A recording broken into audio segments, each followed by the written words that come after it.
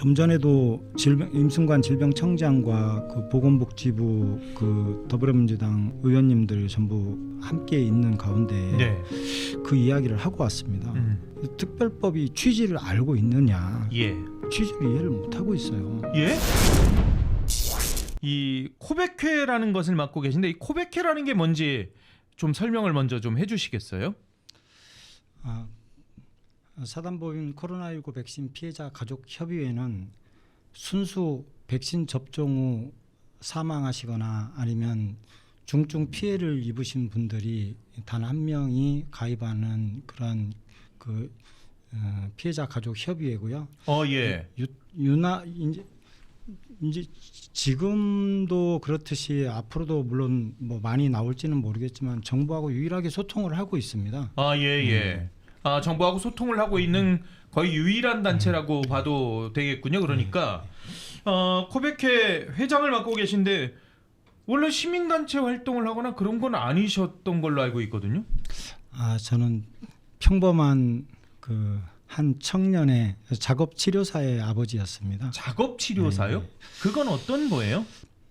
재활병원에 입사를 했고 아들이요? 새로 생긴 그 과라고 해서 중증 치료자들을 그 몸으로 치료하는 그러한 물리치료사보다 한 단계 업그레이드된 치료사 작업치료사라고 하고 있습니다.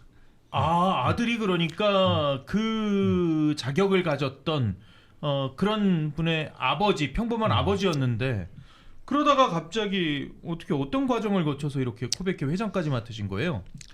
제가 그 평소에 아들은 참 부지런하고 굉장히 성실했습니다. 대학에서도 과 대표를 놓치지 않고 그리고 어렸을 때부터도 반장을 놓치지 않았어요. 굉장히 그 리더십이 있었고 그리고 사춘기 없이 컸고 근데 대학을 졸업하고 작업치료사 자격증을 땄는데 어머니가 직장 생활을 하신다 그래서 바로 취직을 하겠다라고 해서 졸업장도 받지 않은 상태에서 신체 검사를 받고 종합 검사를 받은 다음에 재활치료병원에 취직을 했습니다. 그리고 열흘 만에 백신 접종이 있었어요. 아무래도 병원이니까 재활병원이니까 의료인들은 이제 먼저 다 맞으라고 그랬을 가능성이 있어서 처음에 병원에서도 백신을 접종을 안 하겠다라고 해서 167명의 의사분들이 반대를 했답니다. 근데 병원에서 백신을 접종하지 않으면 개개인에게 그 피해 금액의 그 4배에 달하는 구상권 청구를 하겠다라고 해서 아마 전부 다 100% 맞은 거로 알고 있습니다. 처음에는 백신을 안 맞겠다는 그런 이 의료인들도 있었는데 병원에서 이렇게 사실상 반강제적으로 이렇게 맞게 했었군요. 사회적으로 많이 정책적으로 강요했고 또 불안감을 많이 조장을 해서 접종을 하도록 했는데 저 같은 경우는 그래서 아들이 10시간 만에 이제 하지마비가 오고 구토, 발열 그리고 전신을 쓸 수 없는 상태에서 병원에다가 입원을 시켜놓고 그 다음날 저한테 전화를 해서 백신을 접종하고 이런 부작용이 발생했으니 빨리 응급실을 와달라는 전화를 받고 제가 뛰어갔었거든요. 예? 그러니까 백신 첫 번째, 그러니까 저희가 백신에 따라서 한 번 맞는 것도 있었고 2번 맞는 것도 있었고 그랬었는데 첫 번째 백신 맞자마자 그렇게 됐었다고요? 아마 중증 사례로는 1호였다고 제가 생각을 하고 있고 그리고 그 당시에는 매뉴얼이라든가 이런 것들이 전혀 없었고 정부도 대처를 할 수 있는 어떤 능력도 없는 상태에서 백신이라는 코로나라는 게 있었고 그래서 갈팡질팡하는 상황에서 모든 그 부담은 다 피해자가 부담하면서 정부와 소통해 왔거든요. 그래서 백신 처음에는 의구심을 가졌습니다. 국가가 국민에게 책임지겠다라고 약속을 했고 그 부분에 대해서 당연히 책임질 거라는 생각을 하고 피해 보상 신청을 했으나 백신보다는 다른 이유에 의한 가능성이 더 높다라고 하면서 사사시 기각을 하더라고요. 그리고 그때 당시에는 제가 의도하지 않았었는데도 불구하고 국가가 중대본에서 보건복지하고 질병청에서 국민들한테 브리핑을 했습니다. 그때 기자의 물음에 질병청에서 나와가지고 왜 기각했냐라고 물으니까 국장이 나와서 시간이 개연성이 없다라는 거예요. 신경계통의 부작용은 이틀에서 3일 후에 나타나야 되는데 바로 나타났다. 전 이해가 되지 않더라고요. 그럼 마취는 어떻게 하는 거고 주사를 맞았는데 그렇죠. 그 시간의 개연성이 없어서 인과관계가 없는 것으로 판단했다. 이렇게 국민들한테 보도를 하더라고요. 그러나 지금은 어떻습니까? 제가 6년을 싸워서 근로복지공단에서도 승소했고 질병청을 상대로 해도 승소했습니다. 아, 그래요? 그러면 저는 어디서 사과를 받아야 됩니까? 이 기간 동안 길거리에서 아들의 그러한 억울함을 증빙하기 위해서 직장도 패대기 치고 지금 이 사단법인 코로나19 백신 피해자 가족협의회 회장을 맡아서 많은 피해자들하고 함께 싸워왔는데 참 그 피해자들을 볼 때 제가 밴드를 만들고 지용이랑 같은 이런 피해자들이 또 있을지 몰라서 밴드를 SNS를 이용해서 밴드도 만들고 그러다 보니까 가입자들이 계속 들어오면서 만나자는 거예요. 그때는 거리두기 때문에 4명 이상 만나지를 못했거든요. 그랬었죠. 그래서 근데도 불구하고 다 가족이 잃은 사람들이라 제주도에서도 오고 저 강원도에서도 오고 울산에서도 오고 부산에서도 오고 그 왔는데 보니까 팔도에서 다 온 거예요. 그래서 거기서 사례를 들으니 울며불며 난리가 났습니다. 어떤 분은 제주도에 있는 군인 그 경찰은 어머니 백신 맞아야 된다고 손목 잡고 가서 백신 접종했는데 이틀 만에 사망했어요. 어머니가요?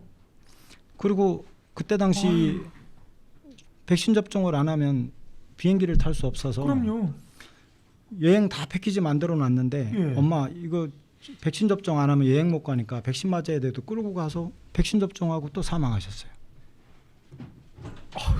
아내가 모더나가 부작용이 없다라고 해서 그 폭주할 때 간신히 2개 얻어서 하는데 찾아서 인터넷으로 찾아서 2개를 갖다가 얻어가지고 신랑 손 붙잡고 가서 백신 접종했는데 신랑만 돌아가신 거예요.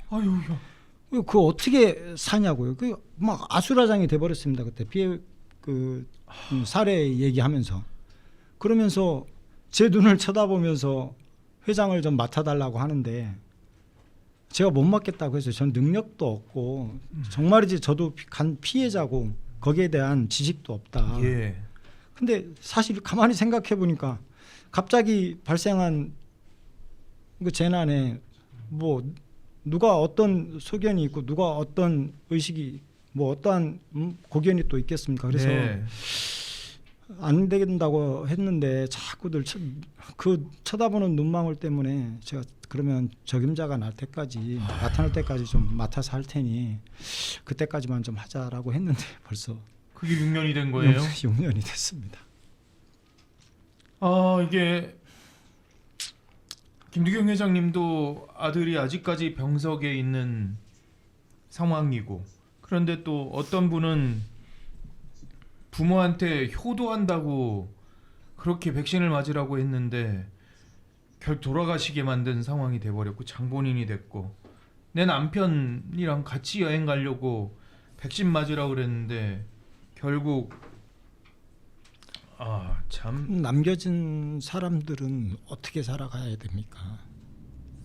그거를 인과관계를 피해자한테 떠넘기면 약속을 지키지 않겠다라는 이야기잖아요. 참 저희한테는 국가는 존재하지 않았습니다.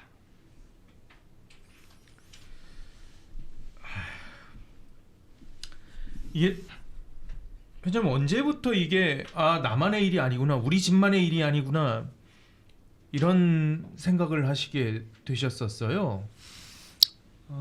SNS나 이런 것들로 통해서 부작용에 대해서 이야기를 하다 보니 전국에서 피해자들이 가입이 됐고 그 피해자들이 간담회를 한번 갖자. 예. 참 신랑 손을 잡고 휴일날 백신 접종을 하고 왔는데 2살 난 딸을 놓고 아내가 화장실에서 뇌출혈로 쓰러져서 사망했어요. 그런 사람들한테 입증 책임을 떠넘기고 그래서 그분 소송에서 승소했습니다. 그러나 죽은 사람이 돌아옵니까? 그럼요. 그 아이 2살짜리 아이는 평생 엄마라는 소리를 이제 부를 수가 없어요. 그 아이들이 저한테 큰아빠라고 합니다. 집회에 나와서 큰아빠라고 얘기하는데 제가 어떻게 가만히 있을 수 있겠습니까?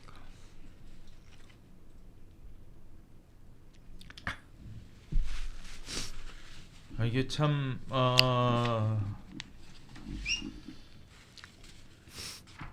그 당사자가 되지 않으면 사실 이 고통이라는 건 사실 다 느껴보지 못할 정도의 상황일 건데 말씀하신 대로 소송을 이기면 뭐 하겠고 또 그게 다른 사람의 세상이 그건 피해내요라고 인정해주면 뭐 하겠습니까? 그런데 심지어 그것조차도 제대로 되지 않고 있는 게 현실입니다. 예? 지금도 너무나 많은 소송들이 계속해서 계류돼 있고요. 그리고 불과 얼마 전에 정말 이 백신과 그리고 심근경색 사망과의 인과관계를 인정하는 첫 판례가 나올 정도로 지금 지난하고 어려운 그런 싸움들이 계속되고 있는 상황입니다. 김두경 회장님이 나지막히 말씀하셨습니다만 우리에게 정말 국가는 국가가 아니었습니다라는 그런 말씀이 정말 뼈 아픕니다. 좀 전에 말씀하셨던 그 심근경색으로 네. 사망하신 그 공무원의 경우에는 23년을 공직에 있었고 예. 신속 대응 인력이었습니다. 그럼에도 불구하고 국가는 매몰차게 인과관계를 인정하지 않았어요. 예. 그리고 행정소송에서 특별법이 지금 진행 중인 과정인데 예. 그 사회적 규범적 판단을 하고 좀 폭넓게 피해 보상을 해야 된다라고 얘기하는데 그 와중에 지금 그 항소가 있었던 겁니다. 예. 그럼 저희들이 피해자의 입장에서 봤을 때 인과관계를 인정하지 않겠다라는 질병청의 확고한 의지라고밖에 판단이 안 되는 거예요. 예. 법정 투쟁을 계속해서 해오니까 좀 전에도 임승관 질병청장과 그 보건복지부 그 더불어민주당 의원님들 전부 함께 있는 가운데 네. 그 이야기를 하고 왔습니다. 특별법이 취지를 알고 있느냐? 예. 취지를 이해를 못 하고 있어요. 예? 항소한 이유가 뭐냐면 한 번도 심근경색으로 인과관계를 인정한 사례가 없어서 법적 다툼의 소지가 있다. 이게 지금 질병청의 확고한 의지입니다. 아직까지도요? 그렇다면 도대체 지금 인정하고 있는 게 심근염, 심남염 그것도 화이자하고 모더나의 심근염, 심남염만 인정하고 아스트라제네카는 또 아니고요? 아닙니다. 그러면 지금 혈소판 감소성 혈전증 1명, 예. 아나필락시스 1명, 나머지 18명이 심근염, 심남염 그리고 나머지 법원 승소한 피해 사례 인정한 인원이 2,802명 중에 단 27명이고 보상이 이루어진 건 25명 지금 이루어졌습니다. 그런데 예? 많은 국민들은 특별법 제정되고 피해자들이 다 보상이 된 줄 알고 있어요. 그리고 언론 자체가 그리고 질병청에서 언론 플레이를 그렇게 해왔습니다. 그래요? 10만 명이 피해보상 신청했는데 2만 6천 명을 피해보상이나 지원을 확대했다. 이렇게 얘기를 합니다. 근데 단 경증 30만 원 미만 피해자들에게 2만 4천 명 인과관계 인정한 거예요. 사망자가 2,802명인데 단 27명 인정했으면 1% 인정한 1%요. 겁니다. 그런데 세계에서 가장 높은 보상률이다. 이건 정말 개나 줄 숫자의 일입니다, 허상이네요. 진짜.